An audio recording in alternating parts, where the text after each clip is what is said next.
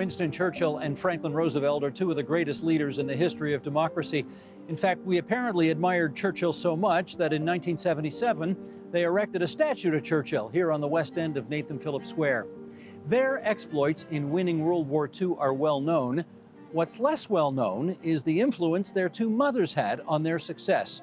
Well, that is not a problem any longer, thanks to Charlotte Gray, who has just written this book, Passionate Mothers, Powerful Sons, The Lives of Jennie Jerome Churchill and Sara Delano Roosevelt. Charlotte and I had a conversation about these two historic women just a stone's throw from here at the Royal Canadian Military Institute.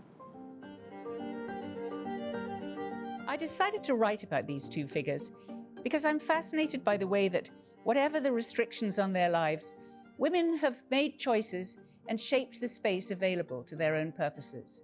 Neither Jennie Jerome Churchill nor Sara Delano Roosevelt would have considered herself a powerful actor in the patriarchal society in which she lived, where financial and political power belonged to men and women were assessed almost entirely through the male gaze. Sara and Jennie are such delicious opposites, one so relentlessly old-fashioned, the other so daringly non-traditional. Their ambitious sons were lucky to have such formidable mothers. Charlotte, it's so great to see you again. It's great to be back here with you, Steve. Absolutely. A ton has been written about the sons of these two women. How much has been written about the two mothers themselves? Not a lot. Quite a lot about Jennie Churchill, Churchill's mother, because she was a quite colourful character, and she was slightly scandalous in her own years. So she attracted more attention than Sara Roosevelt, Franklin's mother, because Sara was one of those women of her period who felt that her role was at home. It didn't mean to say she wasn't a very strong personality, but researching her was more difficult. As you did the research, did you discover that you had a particularly different take on the narrative surrounding these two women that would have been different from what's been the conventional wisdom to date? Male biographers of these two sons, Winston and Franklin, have always seen the mothers through their motherhood role and nothing else. Because I've discovered that the biographers of male heroes, of the great men of history, want to just race through the early years. They want to portray their heroes as springing fully formed and ready to take charge of the world. So often the male biographers, and they are all male biographers of those two guys, by the way, they dismiss the mothers. In fact, they don't just dismiss them and their influence. They can be positively critical and say, despite the unhappiness and the problems of their upbringing, these two men turned out to be extraordinary national leaders. In fact, if you read what the two men themselves said about their mothers, they both admitted to huge debts to them. You have just done what you've done numerous times during the text, because I read the book, and you frequently refer to the fact that the biographers, all men incidentally, so I infer from that you think that if history had been written by women, as you are writing history, we'd have had a different take on a lot of this stuff. Is that right? Yes, I do think that. And it isn't just, whether or not I'm a feminist. It's also the balance of history. Generally, history has always been described and written. The most important aspects of it are all military and political. And don't get me wrong, I'm absolutely in agreement that those are two very important streams in history. But we have really ignored social history, especially in this country, which has always been a sort of macho country built on primary resources, and where for most of the post-settler history, it's been a poverty-stricken country, just struggling to survive. Well, let's not make that mistake here. Let us focus on what you have, and let's start with this. These women had a lot in common. Why don't you give us a bit of a list of the things they shared? The things they shared included the year they were born, 1854, the class into which they were born, which was the one percenters of New York society, very wealthy families, a sense of entitlement, and a wonderful taste in gowns. Their life arcs also showed remarkable similarities. They both did everything that was expected of them in terms of finding appropriate husbands having wonderful courtships, honeymoons, immediately looking to have a child so that they could carry on family traditions. And then, in fact, there were huge differences between what happened in those marriages, but then they're both widowed very early. In their 40s. In their 40s. And in both cases, their sons then became absolutely key to their lives.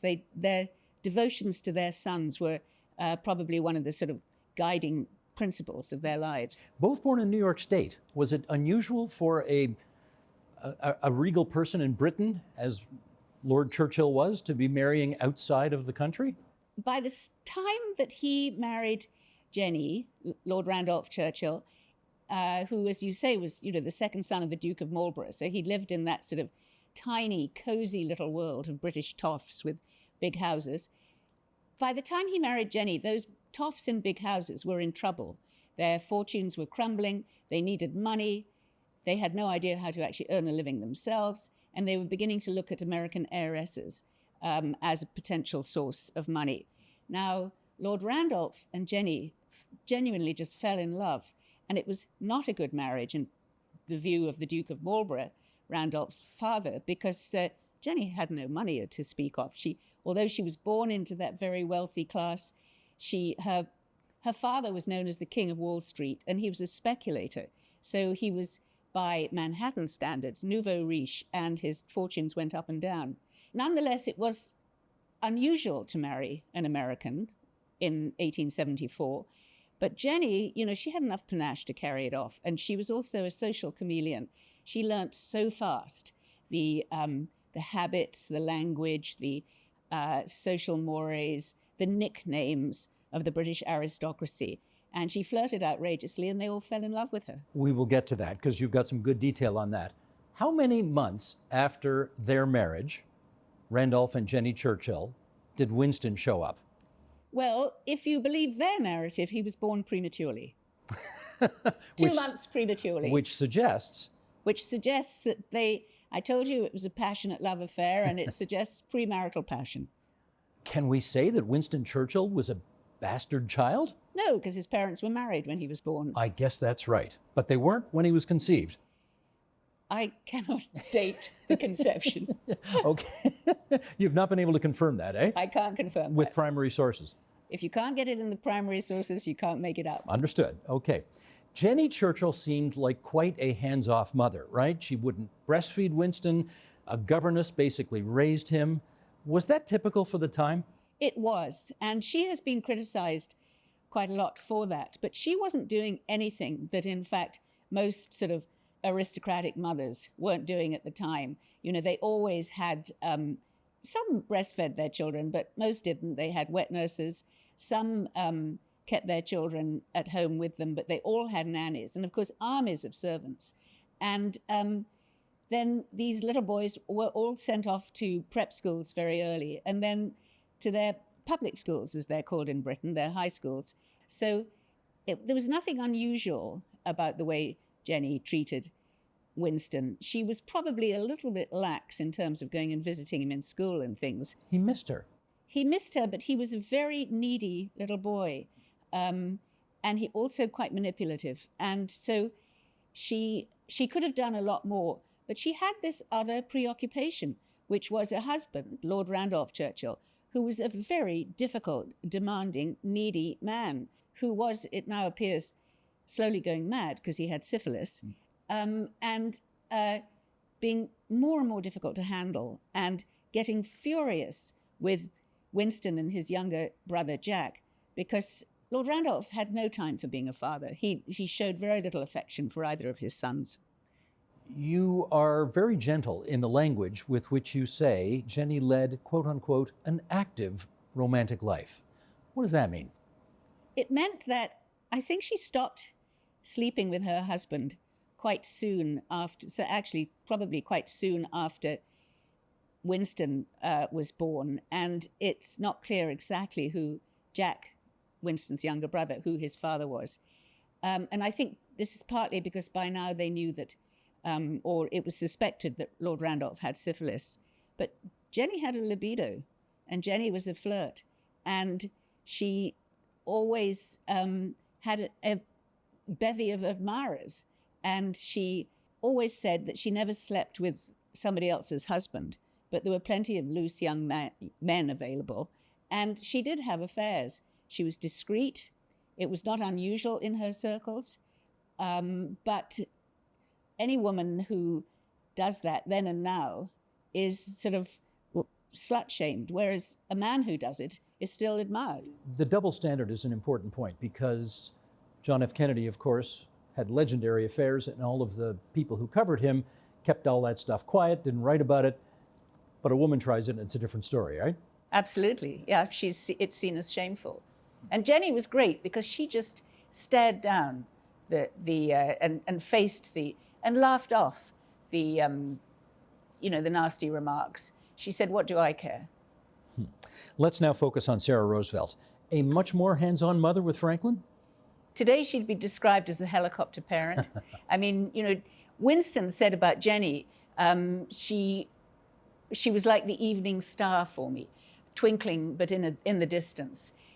For Franklin, I mean, his mother was never far from him, and she resented any kind of intrusion. She sacked the nanny that her husband had found for when Franklin was first born. She insisted on breastfeeding Franklin herself until he was a year old.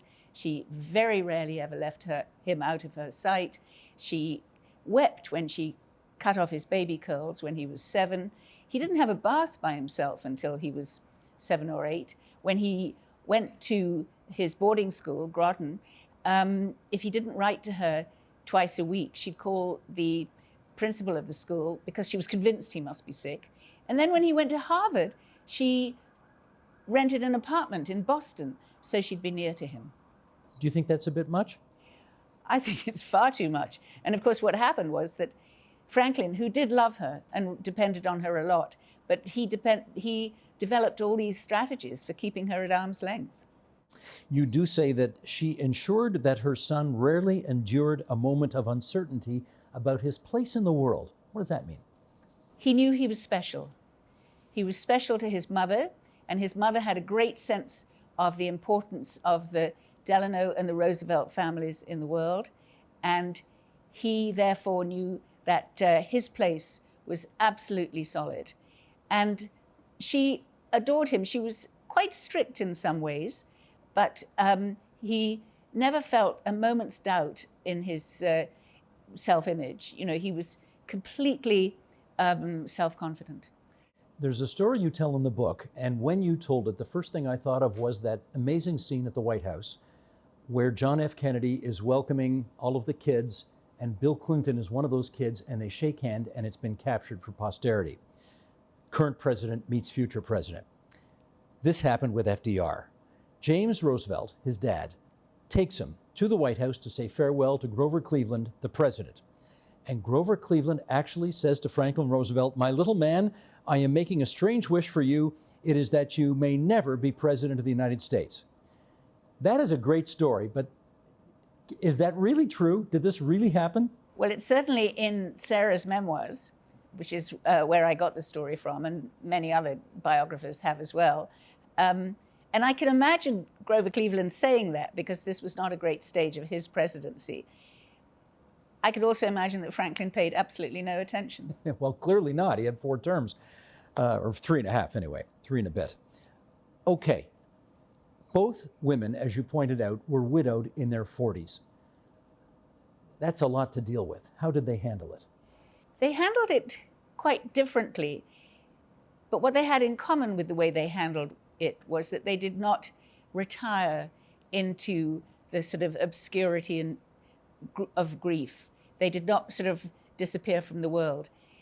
In Jennie's case, she did disappear from London. She went straight to Paris because she really couldn't stand the idea of hanging around London dressed head to toe in black, which was not her style.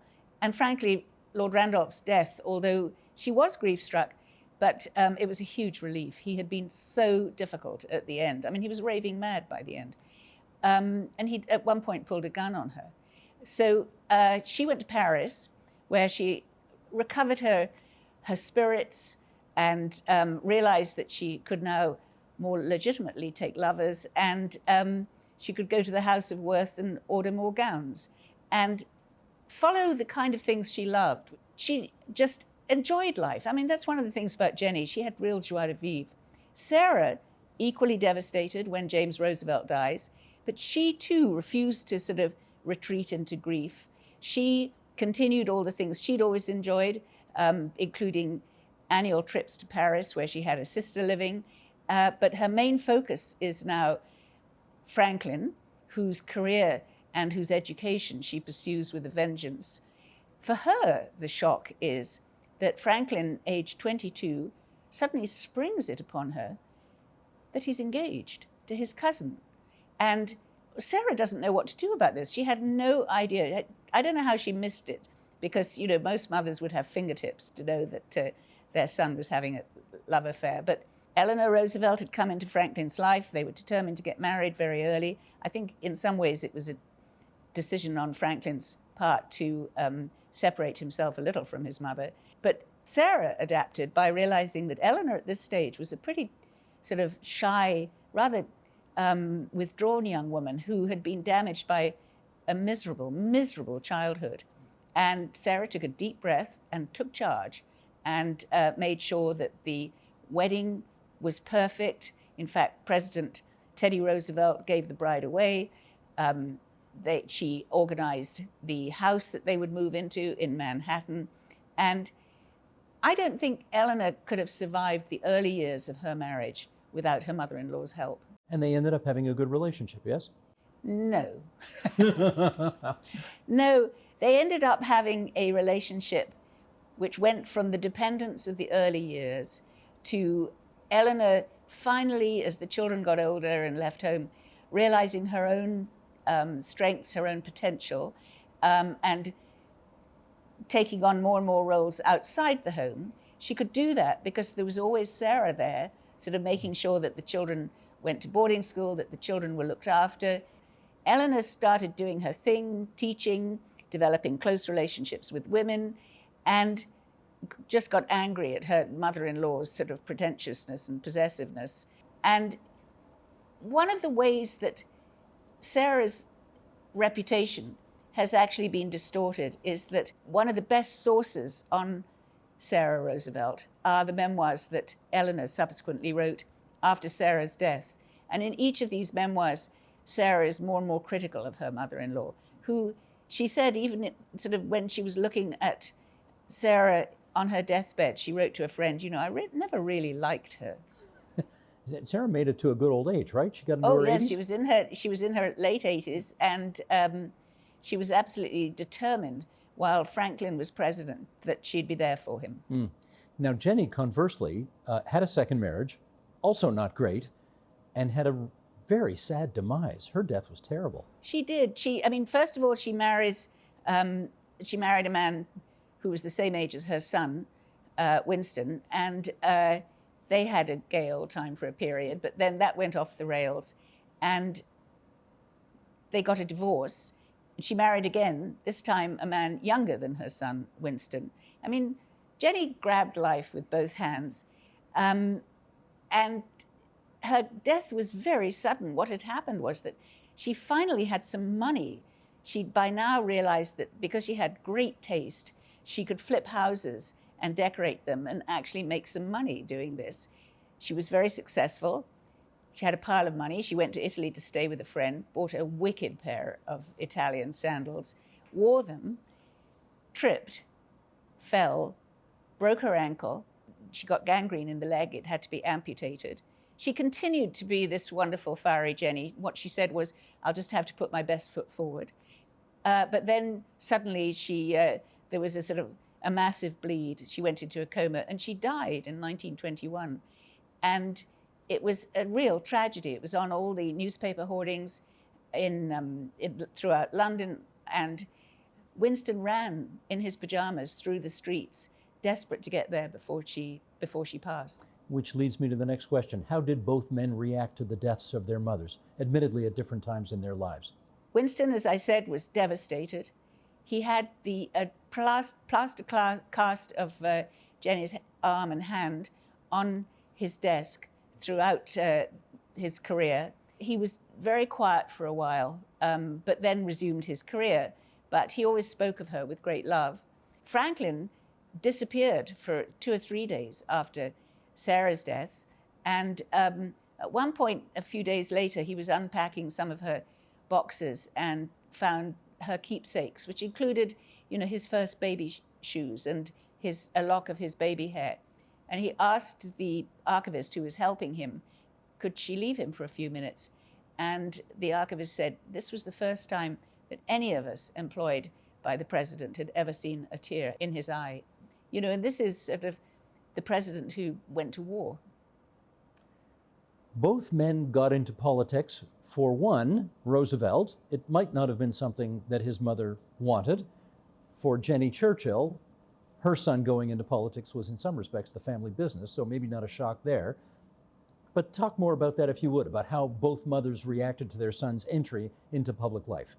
I think Jennie always wanted Winston Churchill to go in because it was going to be vengeance for the way her husband had been treated, because Lord Randolph had resigned from cabinet, assuming, because then he was sort of the golden hope for the Conservative Party, and he assumed that he would be invited back and given a big job. He was Deputy Prime Minister with a different title at that stage.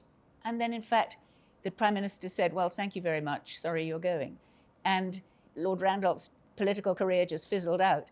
And Jennie had been longing to be the wife of the Prime Minister. So she decided if she couldn't be the wife of the Prime Minister, she'd be the mother of the Prime Minister, and encouraged Winston all along, with all her connections and everything, to go into politics. Which and did at 26. Yes, very young. Yeah. In contrast, Sarah and her husband James thought that politics was a grubby business. It was sort of not really suitable for Roosevelts, who were gentlemen and landowners. And she was horrified at the idea that Franklin would go into politics. Once he said, well, I'm going to anyway, she said she did a complete pivot and backed him all the way. If Franklin's going to run, I want to make sure he can win. And her money was crucial to all his various election campaigns. When they were in politics at the beginning, I don't think women could vote. Correct. And yet both mothers were not suffragettes. They were not champions of women getting the vote. Why not? At this stage, both in Britain and in North America, women's suffrage was a class issue to some degree. And upper-class women in both countries felt far greater allegiance and solidarity with their class than with women from other social classes.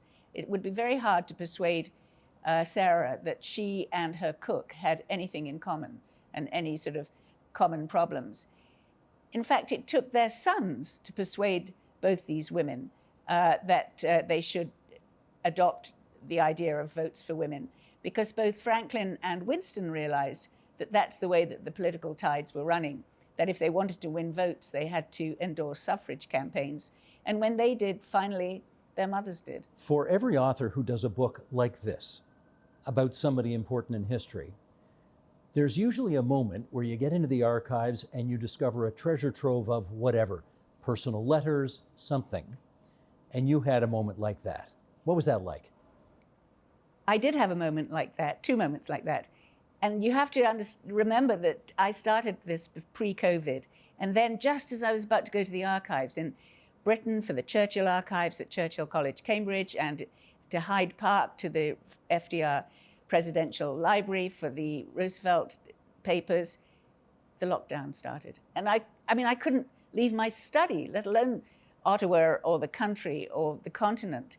I finally got to those archives, having written the bulk of the book.